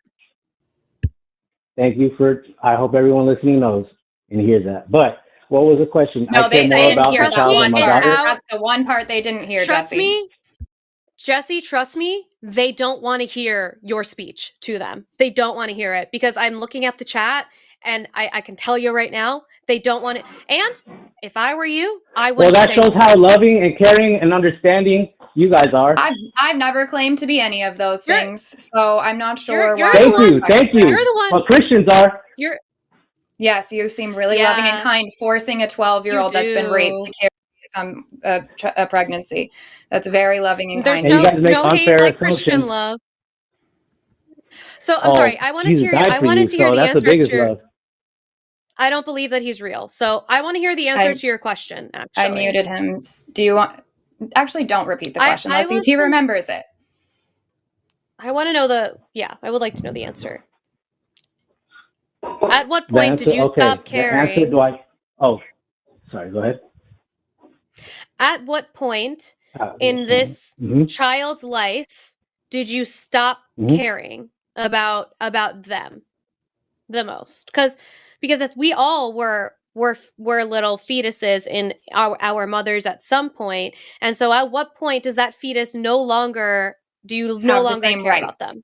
Where it's not the most important life form in the situation. Because if your wife was pregnant with your daughter, would you have been upset if she got an abortion? I take it, yes, of course. You think that that fetus had the right to live more than your wife had the right to choose, correct? Yes. Okay. So then your daughter, at what point do you then decide my daughter is now no longer the most important life form here? Now it's this other life form. When does that change happen? Because you just had a hierarchy of which life form matters. And you said it was the fetus over your wife, right? So what? To life. That's when you I'm stopped sorry, caring? I don't know if you understood the question, if that's your answer. Okay. Well, You said at what point did the child's life matter more than my daughter's choice? Than Oh, your you're daughter's saying, life. so you're saying if your daughter becomes so basically what you're saying is that a fetus always ranks higher and gets more rights than your average human. No, that's not what I'm saying. That is what you're saying when you answer that way, just to be clear. Because you just said No, that that's not what I'm saying. you just said that your daughter no longer gets to be at the top of that hierarchy once she's carrying a fetus. Now the fetus is above your daughter in that hierarchy. First your daughter was above your wife, and now you have this other thing that's above your daughter. Do you see the hierarchy that I'm talking about? And based off of what you're describing here, your hierarchy, the way you determine it, is based off of if it's a fetus, then you get it top priority above other humans. Why is that? Why does I could a fetus? explain the logic, but I doubt you want to hear it. I'm literally wanna hear asking it? you a question. We are literally asking. Okay, We're thank you. asking Yes. you. Oh, awesome. Perfect. Thank you. So it's not that the fetus has more rights than my daughter. It's that the fetus has a right to life because it's a human life, which humans have a fundamental right to life. So the moment Does your it daughter becomes have its to give own up? life, I'm going to pause you for a second before we move on to the next point. Does your daughter have to give up part of her rights in order to maintain this fetus's rights? the right to kill it, yes. It's not the right to kill it. Does your daughter have to give up the right to choose if she wants to be pregnant or not in order to carry that, to give that fetus its rights? Well, how does the pregnancy end? That's a You have to question. kill it. That's a question for you. Do you want to answer it or not? Does your daughter have to give up her right to choose if she carries a pregnancy or not in order to give this fetus the rights that you've decided it should have? Do you believe in science? I didn't decide. Do you believe in answering Science my says it's a question? life. Do you believe in answering my questions? Science says it's a life. Do you want to answer the answer it? is yes, my daughter has to give up her right because Right, that there we go. So, human like now I has a said, right. your hierarchy is that fetuses get more rights than fully grown humans. And I'm asking you why. Why did you decide? What made you determine that a Because it's a fetus should human. have more rights? More rights. So is the mom. What made you decide that it gets more rights than the mother? How does it have more rights? They both have the right to life. We just told you, Jesse. I just told you. No, They it doesn't. both have the right to life. Okay, yes or no? Does someone risk death when they are pregnant or giving birth? Does it increase their You risk death likelihood when you drive of death? a car. Correct. Do you risk Yeah, but death you when you consent carry to do that. You choose to do that. So do you just if You you choose answer to my do that. question, then this would be great. And you consent to sex. Jesse, Not always. You don't always consent to sex. the next time that you But- also the next time you evade my question, I'm hanging up the call because it's really frustrating that we've let you stay on so long, and yet every time I ask you something point blank and I'm very clear with it, you find a way to skedaddle away from the question at hand. So are you wanting to actually participate in this conversation, or do you want to just, I don't know, call another host sometime with the same argument? Participate in this conversation. I feel like I don't get to participate. So But you yeah, don't go ahead. answer the questions that we ask you. You don't. I'll answer You then. I'll evade answer. all I'm of these sorry. questions. What did I ask, Jesse? I feel like I just give details. I don't evade. I answer. What did them. I ask? What did I ask? You were saying at what point, or in my hierarchy, at what point babies or fetuses get more rights than other humans? Yes. At what? Can you answer that question? My actual question that we had moved on to is why does a fetus get more rights? Because we have established that they do. Why does a fetus get more rights than the person carrying the fetus? Okay, I'm gonna write this one down. The fetus get more rights. Okay, I got your question. So first, I don't think we have established that it gets more rights. We just spent so much say- time establishing that, Jesse. We just spent so much time establishing that. You established fine. that The fetus gets more rights. that the fetus. Sure. Okay. For the sake of The moving fetus forward, gets more rights. yes. Okay, why? Now let's say why. Why? Okay, well let's see the logic. If you Google when does human life begin, it begins at conception. Okay, so it's a human life. I've already established Humans that I have a don't right. If it's a full-grown man, that's fine if you call it a life. I do not care if you call it a life. Explain to me why that life, even if you do, yeah, why does that? Why does it get more rights than the person carrying the mother? it? Okay, so we established it's a life, and I think the reason it gets more rights than the person carrying her is because we don't have the right to kill or take another life. Okay, let me ask you this. I hate to bring out this argument because I'm so bored of it. Should I be legally forced? Let's say that Alyssa has a life-threatening illness and she needs my kidney. And if I don't donate it to her, she's going to die. Should I be legally forced to donate my kidney to her? No. Awesome. So you totally understand our argument then. I'm so glad we ended on this note. If the child if the fetus relies on its mother to become an actual productive human being and a living human being, then why would that life get priority? Thank you. Yeah, I get that. So this is, I think there's an argument called the violinist argument that Leela Rose addresses very well. Well, I don't think it's the same thing as having to give your organs to somebody else, because this is something, for the most part, I know there's rape and all that, but for the most part, people consented to, and that is your child. No. And you have a right, you have a responsibility to your child, or at the very least, you don't get to kill your child. So wait a second. In that analogy, you're not actively killing, one more thing, sorry. In the analogy, you're not actively killing the person who's already dying. If you don't give them your organ, they're going to die regardless. But in a pregnancy, the baby's going to live. Let me fill you in on something. If you remove the pregnancy, it will die. That's the whole point. It will die. In an emergency, yes. But that's why we take medical procedures to save their life, the life of the mother. No. Yes. No. The pregnancy. If you take it out of the mother, it will not survive. That's the whole freaking point. It will not survive. When people why would you take it out of the mother? That would kill it. Right. Why would you not force me to donate to Alyssa? Because she's going to die if I don't. So I'm basically killing her then. You're not killing her. She's dying.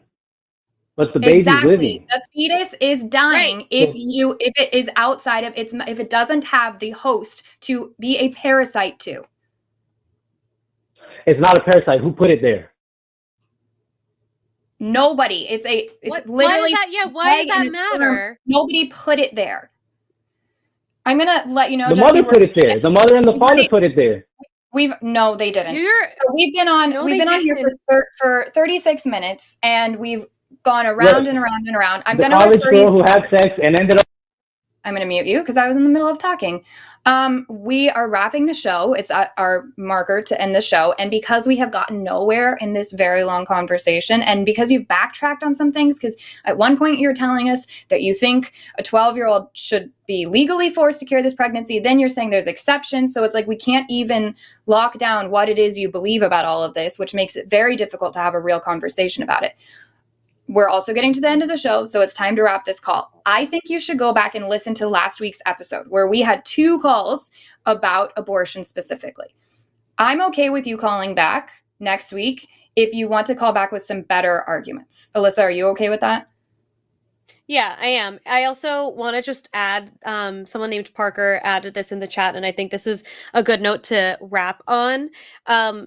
By making abortion illegal, you are taking away choice from everyone, no matter the circumstance, meaning when it is a dangerous pregnancy, when it is something that could kill the mother, you are leaving it up to doctors who could lose their license if someone else doesn't agree with them, which means many times the mother dies because people don't want to lose their license. They don't want to go through the lawsuit. The risk is too high. And so, sorry, what I was going to say was someone named Parker, where did it go? Included a statistic here. Yeah. Data from 2020 indicates that maternal death rates were 62% higher in states with abortion restrictions compared to those without. Yeah, that says a lot. Parker said the ban affects wanted pregnancies. Like, the point is not actually, like, I think there's this conception that banning abortions means that people can't just flippantly get abortions. That's not what happens. That's not real. That's a really easy story to tell yourself, but the ugly truth is that banning abortions is extremely dangerous for the women who have to carry children in this country. It's extremely 62% higher rates of mortality in those states. And so for you to say that you care about life, cool. Which ones? Which ones? Because it's not that 62% that doesn't get to live. They had dreams, they had hopes, they had things planned for their life.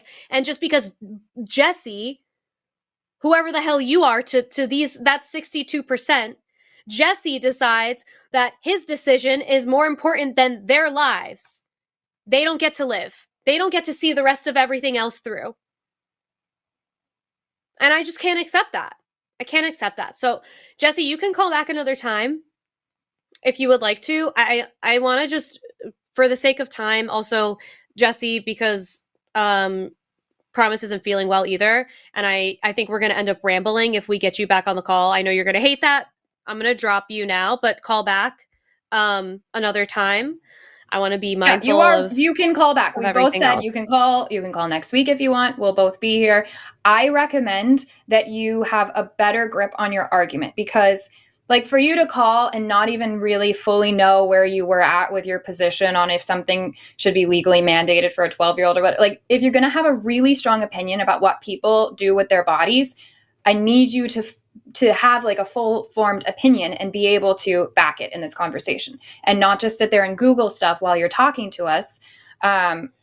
We could, but we're not doing that. We're having this conversation with you. And so maybe go back, listen to the calls from last week, listen to this call. Let's see if we can have a productive conversation next time.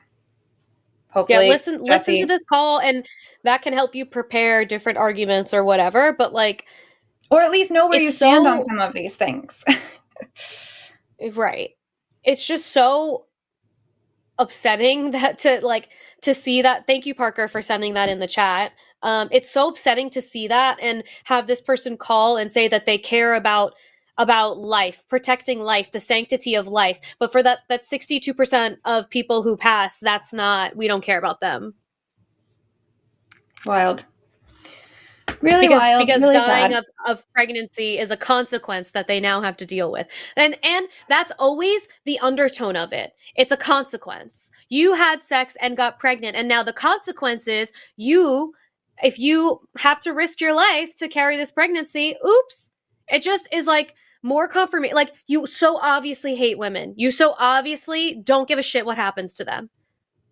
So much so that like you're willing. It's just, oh my God, I'm so angry. I feel like I need to take a lap. I'm sweating.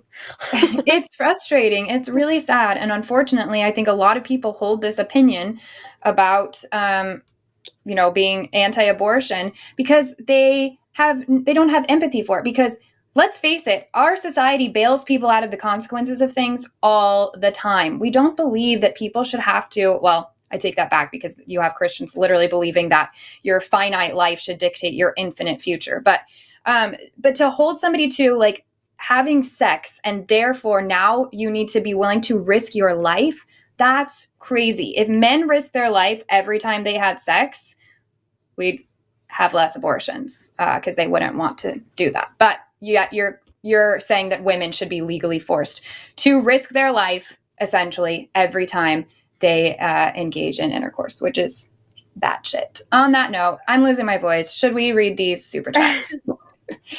Yes. I need to double check the number, but I'm fairly certain that 95% of the time that people have sex, it is not for procreation. So I'm really kind of tired of the idea that when you have sex, you are consenting to pregnancy, because that's the stupidest thing I've ever heard.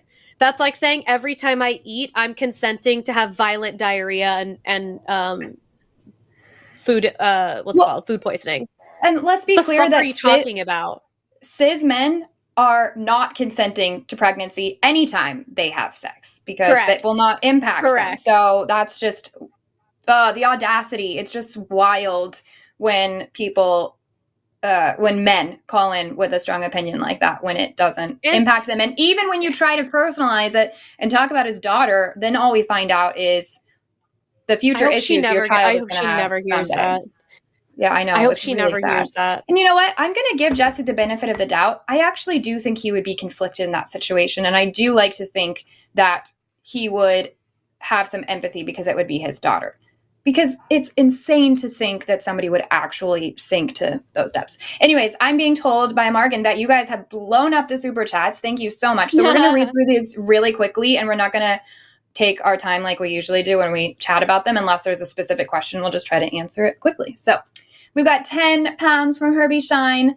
Herbie, love you as always. I'm too tired to stay up to watch tonight. Have a super chat. I've got about 5 hours until the cat wakes me up screaming for breakfast. It's good I don't just jump up and do what they want. I'm the boss. So cute. Oh, you have to send us a picture of your cat someday. I would love to see. $9.99 from Jeremy. Having a rough day at work, so just sending some love to hashtag other Alyssa and promise. Chat some of y'all. Oh, chat. Some of y'all can get some love too. Aw, thank you. Thanks, appreciate it, Jeremy. $5 from Bobby Kinniston. Hey, Alyssa, just wanted to say you were terrific on the Playboy Advisor. Yes, she was. Your thoughts on vulnerability and its relationship to courage are awesome. Yeah, you guys go check out Alyssa's Instagram. What's your Instagram handle? It's just Alyssa Ljub, it's at Alyssa. Yeah, at Alyssa Ljub. Yeah. Go check it out. Yeah, and it's always in the chat. She, what do we call it? Guested on Playboy Advisor and they had me do a little segment with Playboy Advisor, and we talked about men and vulnerability, and I talk about chewed gum. I name drop our little community, guys. You're the best, and I talk about how wonderful it is. I was so happy that it ended up working out that way, and that was the question they asked because like you guys know, I'm obsessed with being able to do. I literally told Jimmy earlier this week that he's gonna have to he would literally have to pry chewed gum out of my cold dead hands if he ever wanted to stop doing the line. Yeah, it's ours. It's just not gonna happen. $9.99 from Survived the Kool-Aid. Love you guys. Always an inspiration. Thank you. Thank you. $5 from Secular Felinist. That's funny. My final song would be Dark Side of the Moon by Pink Floyd. I'll see you on the dark side of the moon. Oh, I don't actually Oh, wait, I do know how that goes. That's so, I'm not going to say that, but that's a great choice. Amazing. Yeah. Great choice. $5 from Clever Name 2 is At the Bottom of Everything by Bright Eyes. Feel on the nose for songs to listen to during an airplane crash. Brilliant. Great choice. Great choice. $10 from Pibblepunk, half dog, half canine. Recently went no contact with some family who straight up told me deporting immigrants was more important than my civil rights. I feel utterly betrayed and alone. Fuck. So sorry. That's tough. I'm really sorry you're going through that. And this is a really great community for found family, and I hope that you find that in the chat and with the wonderful people who are here. And I'm sorry you're experiencing that. $10 from Mr. Boricua 10. My preferred song to listen would be a toss betwixt Todo Tiene Su Final by Hector Lavoe, pronounced Lavoe as if to say la voz, right? The voice in Spanish. Okay. And Last Ride of the Day by Nightwish. Love Nightwish. That was beautiful Spanish pronunciation all the way through. I don't speak Spanish, by the way. Thanks. I just have all my best friends are Puerto Rican. I don't want to share this. That's the only reason. Because then the expectation is really high. My dad is from Peru. I should know how to speak Spanish, and I don't. I understand it, and especially once I hang out with my aunts and uncles and stuff, and I get back around it, or go back to Peru. But it's really bad. My dad never taught me. He never spoke it to me growing up. So I learned by hanging out with my friends and stuff. Anyways. I love that. The only reason I know that is because my core group of best friends are all mostly, actually not all, but mostly Puerto Rican women. So amazing. There's a few words that I know, And that's all I got. $9.99 from Cody Cooper. If my plane was crashing, the obvious choice would be I'm Going Down by Bruce Springsteen. I love the show and listen every week, by the way. Love seeing theists and incels schooled for dumb crap. Yes, Cody, you've like super chatted a bunch of times, so I recognize you. Thank you for being so supportive. We love you. You're one of the regs. $5 from Joshua Everett. Might have to jump out quickly today, but I wanted to update. Out of 70 candidates, I got the job I mentioned last week. Thanks to all for positivity. Yay! That's amazing. Congratulations. That's so exciting. $10 from Stina. I pursued fertility treatment and will find out if it worked next week. I feel so guilty bringing a life into this political climate, but Trump/Musk also don't get to control my body. Period. That is right. I think that's the way all you gotta be. Atheist thoughts and vibes and all the things sent your way. Hoping it's good news for you. £5 from Mystic Minds Analysis Tavern. Best song to listen to on a plane crash? Devin Townsend. Why? No, I will not elaborate further. Oh, I'm going to have to look that one up. I'm going to go back. I'm going to make a plane crash playlist out of all of these. No. I'll come back on this tomorrow and pull all the songs up, you guys. $4.99 from Karma 3,330. If a plane that I happened to be on was to plummet to the unforgiving earth, my song of choice will be Beans by Kurt Cobain. I'm like having a hard time reading. Brilliant. Yeah. This is why we start wrapping the show, guys, because it's like Cinderella, but with our brains instead of glass slippers. $5 from Ava Morn. Thank you, Ava. I'll read the next one too, since that one was short. $4.99 from Chaotic Organized. I expect that if my plane goes down, I'd quickly need to find religion, but I don't know. As an atheist, I think take me to church might be the best I can do. That's amazing. I don't remember if I said this in the beginning. I was wearing my Worship Nothing sweatshirt as this experience was happening, and I was like, I wonder, this is going to end up on like Fox News, and it's going to be like, one of the victims was wearing a Worship Nothing sweatshirt. Coincidence? Like, I know that's what's going to happen. $5 from Luke Anderson. Regarding affirmations, thinking in new ways is hard. Same as it's hard to kick addictions. Bad thought patterns are hard to replace. Practice is key. Agreed. Lovely sentiment. $5 from Ava Moore, longtime listener, first time super chatter. If the plane is going down, I'm probably putting on Dear Agony, Aurora by Breaking Benjamin. Nice. Thanks so much, Ava. $5 from President Starscream. Oh my glob. I've got it. My plane crash song, Beautiful Death by Winter Sun. Even if you don't like heavy music, I still recommend it. Very emotional. Oh my god. Okay. I'll put it on a list. I can't wait for this playlist. Listen, I'm going to for real make this playlist. I'll share it with all of you. I'll put it on my Instagram story. I'm really going to do it. Please and do. Now if it goes well, then I'm going to... Like next week's Super Chats, be prepared. I kind of want to come up with another prompt for songs so that we can make another playlist together, guys. This is going to be great. We need one that's happier. The next one will be happier. Oh, yeah. It'll be like, what song makes you want to dance or something like that. Be prepared. It's going to happen. Yeah. I like that we said we weren't going to talk in between and we're just still taking our time. I know. $4.99 from NK. The song I would choose is from my rock collection, Too Many, because if I would be dying, then I might as well die inside as well. Nice. Yeah. $5 from SJL. I was on a flight and all three people with me said it was the worst turbulence ever. I didn't really notice. Might be something wrong with me. Oh my god. That's crazy. The flight attendant told me it was the worst she had ever experienced, and I was in shambles.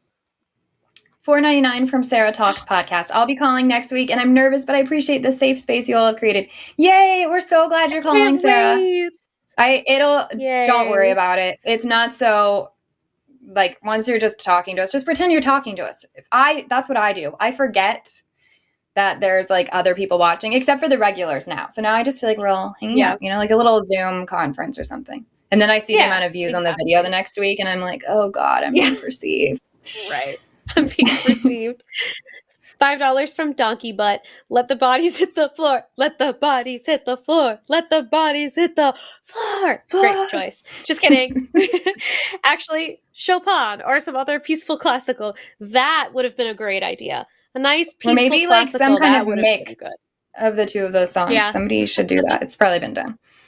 $30 from Mr. Zoltak. Hi, Promise and Alyssa. I wanted to get your thoughts on why people cheat on their partners. Does it have to do more with a communication breakdown, resentment, or do they feel unwanted by their current partner? Fast answer. I think it can, as somebody who's been cheated on multiple times, and it's almost always been for different reasons. I think it's different. I think it just. I think it can be all sorts of things. And I think that's an easy way for a relationship to fall apart is somebody, moves on to another person before they end what they have going on. And it can be for all kinds of reasons.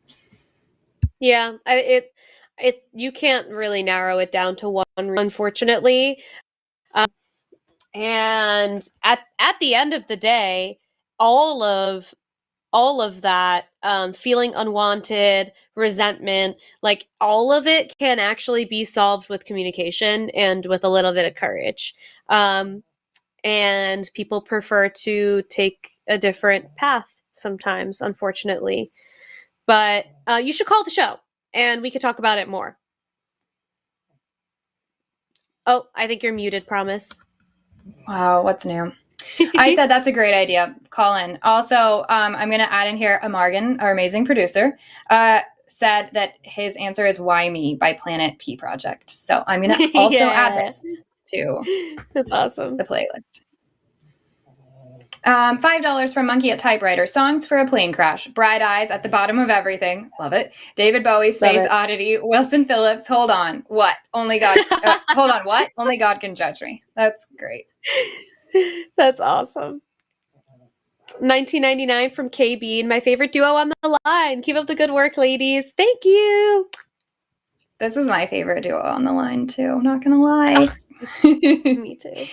$10 Australian from Spyro the Poodle. I'm a disability worker in Australia. We have laws regarding restrictive practice that essentially means we cannot infringe on any adult's bodily autonomy without extensive evidence that we have to. Yes, I think that's great. I think that should be the standard for sure.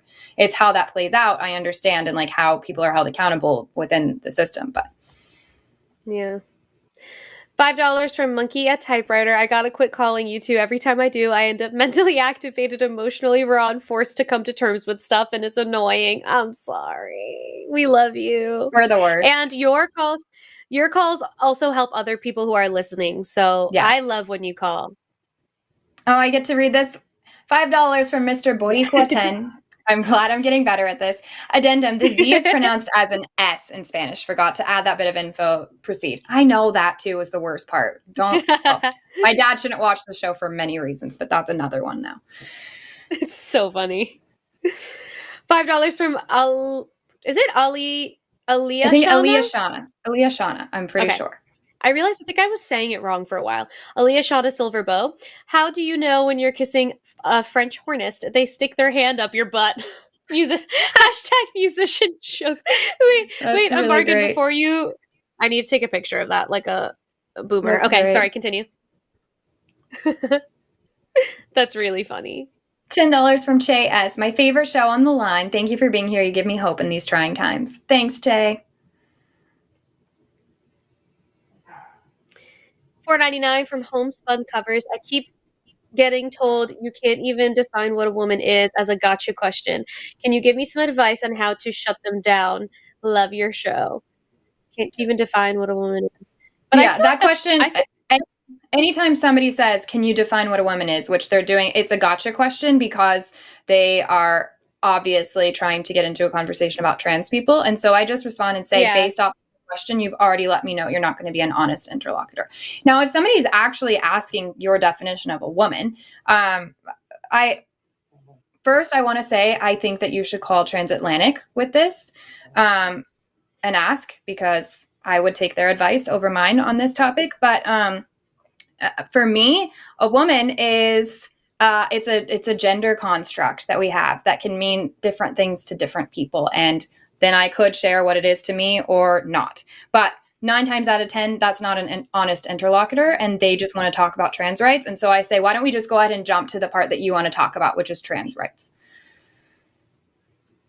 Yeah, definitely call the Transatlantic, call TACIS. $5 from Stina. Jesse is gross. I admire you guys and that you do this every week. Thank you, Stina. Jesse is Thanks, gross. $9.99 from Jeremy. The leading cause of death for pregnant women is homicide, Jesse. So when you say you care about life, what are you doing to protect pregnant women? Yeah, no, there's not care for that, which was kind of the point we were trying to get to. $5 from Monkey, a typewriter. Jesse feels like you're forcing him into a conversation he doesn't consent to. He's upset that you're not respecting his autonomy. # smack by parable. Right. Yes, my favorite was we pinned him down. Am I? Right. He was like, I was loving when Morgan was changing his, the little like pronoun that brackets after. It was cracking me up. The Chiron, yeah. Oh my God. It was so funny. He sucks. $10 from Dew. At Monkey a typewriter, quit smoking around the time this show started a year ago. Coincidence? No. Evidence for God or proof this is the best show on the line. I think we all know the right answer. Oh. That's awesome. Thanks, you. $10 from Bobby Keniston. Someone needs to write a song. If my plane goes down, that goes, your life mattered, Bobby. You are loved and you loved well. I smile when I think of you. I will miss and love you every day of my life. I'm going to cry. So sweet. Stop. $5 from Aaliyah Shauna Silverboat. You two are not making Jessie look like an asshole. She is doing that perfectly fine all on her own. # death. Yeah. Oh God. I can't. You need to bring I can't back take it. # death and say it more. Yes, we do. $5 from Coffee Mom. Who goes to prison when an unwanted pregnancy kills us? What's that? No one? Huh. Weird. That's how that works. What's the punishment for causing a pregnancy? I would like to know that too. I would like Jesse to answer that question. $9.99 from Cody Cooper. Jesse is a disgusting sexist person. He actually said a 12-year-old girl knocked up by her dad to give birth to a baby that would be very likely to have birth defects. Yeah, the priorities there are not for actually caring about lives at all. Yeah. That's it. Like I said, it's a dogma. $10 from Mr. Zoltak. Jessie was so freaking petulant. She obviously doesn't understand that, yes, you have the right to live, but you don't have the right to live at someone else's expense. Right. That was very concisely put. I wish that I read that earlier. $5 from Pibblepunk, half dog, half canine. People like Jessie don't care at all about quality of life. They want a world overstuffed with unwanted babies living in poverty. Yep. Right. $5 from Maud. I love the name Maud, by the way. The American College of Pediatricians, a fascist propaganda outlet, bribed Google to get the top result for when does human life begin? Not so surprised. Stupid. But that's also why I don't really care about that side of the argument. I get it when people do, but I don't care. I don't care either. I don't care if it's, the next person to cure cancer. You still don't get, because also it could be the next Hitler. So it's like you don't get the right, you don't supersede the host's rights. $5 for Monkey, a typewriter. Maud's right. If you look up positions from the NIH and the American Academy of Pediatrics, they say this is a religious, not a scientific position. Yeah, correct, because it is. $5 from Joshua Everett for my last flight songs, Senses Working Overtime by XTC or Trampoline by Caro Caro Bonito. Add those to the thing. It's going to be a great playlist, guys. $10 Canadian from Guam Blues. Men are the worst. I should know. I'm one. Sometimes. $5 from Space Barbarian. Those Choose Life license plates are fucking rich. I know. Yep. Truly. And it's always somebody that's like cutting you off in traffic and sticking their finger down it, or sticking their finger at you.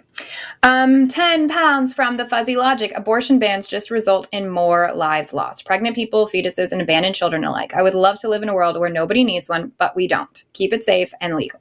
Exactly. Correct. There's a lot of things in life where, yes, ideally something wouldn't even be a need. But when it's a need, you have to be willing to address that need. So that's what abortion is. $5 for Brian Zupke. Mandatory vasectomy is an interesting angle for the debate/argument. I never heard that before. Another great show. Thank you, Brian. Go listen Yeah, to I the like that last angle. episode. Alyssa laid it out really Yeah. well on the one of the calls we had that got also derailed last week. Yeah. $5 Australian dollars from Tammy B. Just checking if I got $5 into bank. Thank you so much, Tammy. Thanks for the support. $10 from the Raven 200. One can't force someone to give their kidney, even if not having the kidney will cause death. Bodily autonomy matters. A person with a uterus can't be forced to give birth. Abortion is healthcare. Agreed. Correct. Aligned. Correct. $5 from SJL. Ride of the Valkyries would be a good final song. Nice. Hell yeah. $5 from Pibble Punk, half dog, half canine. Sugar, we're going down by Fall Out Boy is good. That's really good. I'm sorry, that one really tickled me. That's really good. Also, Pibble maybe Punk, I'll- are you new to our chat in general? I feel like I haven't seen you before, and I'm happy you're here. Yeah, I feel like And I would thank you remember for- Pibble Punk. It's real. That's fun to say. Yeah, it is fun to say. Like, feels good. Yeah. $5 from Space Barbarian. Did anyone say American Pie? Nice. a good No, one. that's good. This playlist is gonna be a jam. It is. $4.99 from Brian Pooh KC. If this plane goes down, Tim Minchin. That's is that the name of a song? I feel like it's not. Is it? I don't know. We'll It find is. out. Yeah, it is. And I think Tim Minchin is It that is? comedian that does like comedy songs and stuff. So I'm sure it's great. Okay, love it. I can't wait to hear it on the playlist. $5 from the Raven 200. My plane crash song would either be Coming Home by Cheeseburger, The River of Time Flows Through Me by Black Braid. Great show, y'all. Thanks, the Raven. $5 from Sam Mayberry. Well, shit, if I'm going to play a song during the plane crash, it might as well be See You on the Other Side by Ozzy Osbourne. Amazing. That's good. I like it. $4.99 from NK. Oh, I have a specific one. If I Die Young by the band Perry. Love it. $4.99 from XJWJC, Breaking Benjamin, Dark of You, and Dance with the Devil. I haven't heard Breaking Benjamin like mentioned so much in one single day since like It's all the 2005. ex-Christians hanging out in the chat. I- That's why. I love it. I love it. €5 from Eric Trumpler. Giving classical music a shout out on my crashing flight. Franz Schubert's, oh God, I can't even begin to pronounce this. Earl, I don't know. Somebody, Earl Alyssa. Canning. Thank you. Yes. I should have known you would know how to say that. Thank you, Morgan. Yeah. I mean, God. $5 from Cade Moore. In the End by Black Veil Brides. Wow, we have so much good like emo music in the chat. Who will tell the story of your life? Who will remember your last goodbye? Because it's the end, and I'm not afraid to die. Love. Amazing. It's a solid answer. 517 from Jesse Clark. Feels So Good by Chuck Mignon, is that how you say that? Is what I'd have on when the plane went down. But maybe Defying Gravity would be better. Not same, Jesse. Oh, not same, Jesse. I get what you're saying. Oh, goodbye, Alyssa. Now you're muted too. Yes, Sorry. I figured you're not the Bonnie. same, Jesse, since you're actually contributing in a positive way. So Yes. Also, real quick, someone in the chat said that I was ugly shaming my ex. I was not ugly shaming my ex. He is not ugly. I would never say anything about his lack of chin unless he he talks about it on his the podcast he does all the time. I would never if it was not something that was so commonly talked about on a very public podcast that he does, I wouldn't talk about it. But he To be pissed me off, fair, so he deserves to you be also didn't picked say out a that you little. thought it was a bad thing that he doesn't have a chin. So No, I sat on that chinless face. Okay. But what are you gonna do? I love you. Oh man. All right. Anyway, $5 from what I needed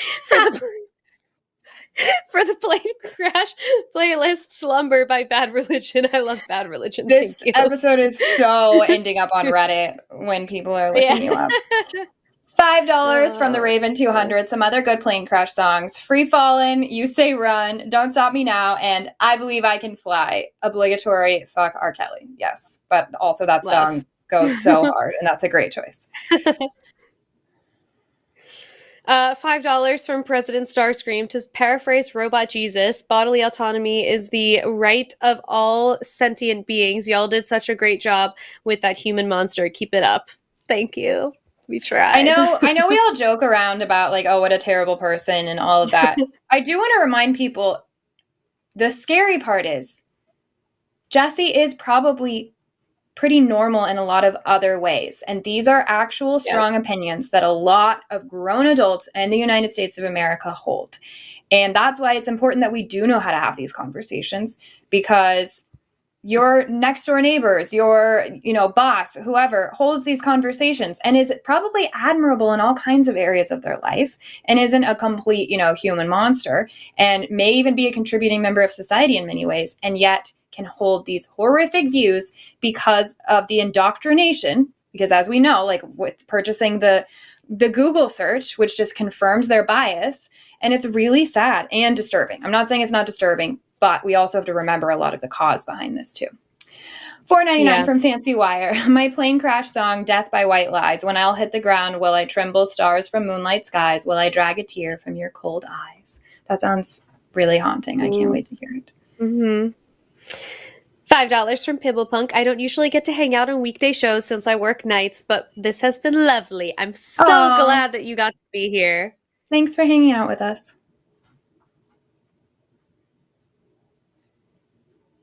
Oh $5 from Maud. Big Day by REM and Bad Big Day. I need to go to sleep. Bad Day by REM and Tonight is the Night I Fell Asleep at the Wheel by Bare Naked Ladies. Amazing.